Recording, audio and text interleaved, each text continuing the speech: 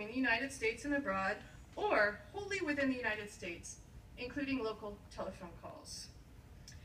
Issued by the Foreign Intelligence Surveillance Court, the order did not name any particular individual suspected of wrongdoing. It did not specify a crime. There was no oath or affirmation. The order did not indicate a particular place to be searched. Indeed, it did not appear to be tailored in any way whatsoever.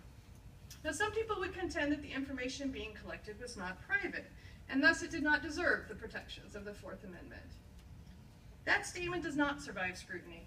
The order demanded that documents detailing citizens' friendships, private conversations, social networks, and relationships, as well as their location, as revealed from cell phone trunk identifier information, 24 hours a day, 7 days a week, for months at a time, be turned over to the government. Now, it's important to note here that a significant amount of personal information is entailed in telephony metadata. A recent study by computer scientists at Stanford University, for instance, looked at 546 people over 3 months' time.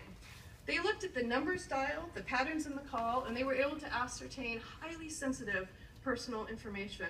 One participant spoke at length with cardiologists at a medical center, for a short time with a medical laboratory, and then received calls from a pharmacy, and then telephoned a home reporting hotline for a medical device that's used to monitor cardiac arrhythmia.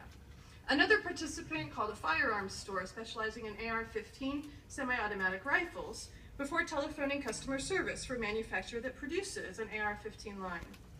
A third participant called a home improvement store, a locksmith, a hydroponics dealer, and a head shop. They did volunteer for this study, I should add. A fourth person telephoned her sister and spoke to her at length. 2 days later, she called Planned Parenthood. A fortnight later, she telephoned the clinic a few times. 1 month later, she called it a final time. The metadata provided insight into the participants' heart conditions, gun purchases, cannabis cultivation, and decision to have an abortion.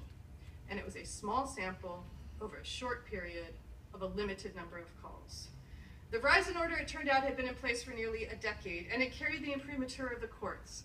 It was a judicial writ which demanded that anyone served with it comply.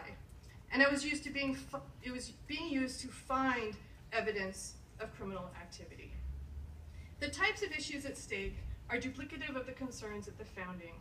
The same privacy interests that we have today were there then. Access to our family and friends, access to our intimate relationships, the right to solitude, the ability to question the world and our role in it, to figure out who we are and who we want to be, the freedom to set intimacy in our relationships and diversity in our relationships, democratic deliberation, the marketplace of ideas, the same potential harms attached today as they did at the founding. The harm of overturning the age-old precept of guilty until proven innocent. Instead, everybody is potentially guilty until they're later proven innocent. Should be innocent until proven guilty is the way it wanted to be. The idea that you can target social, political, and economic opponents. You can use it for blackmail. You can override our structural protections as well as our federalist protections. I'll just conclude briefly now. One argument that's offered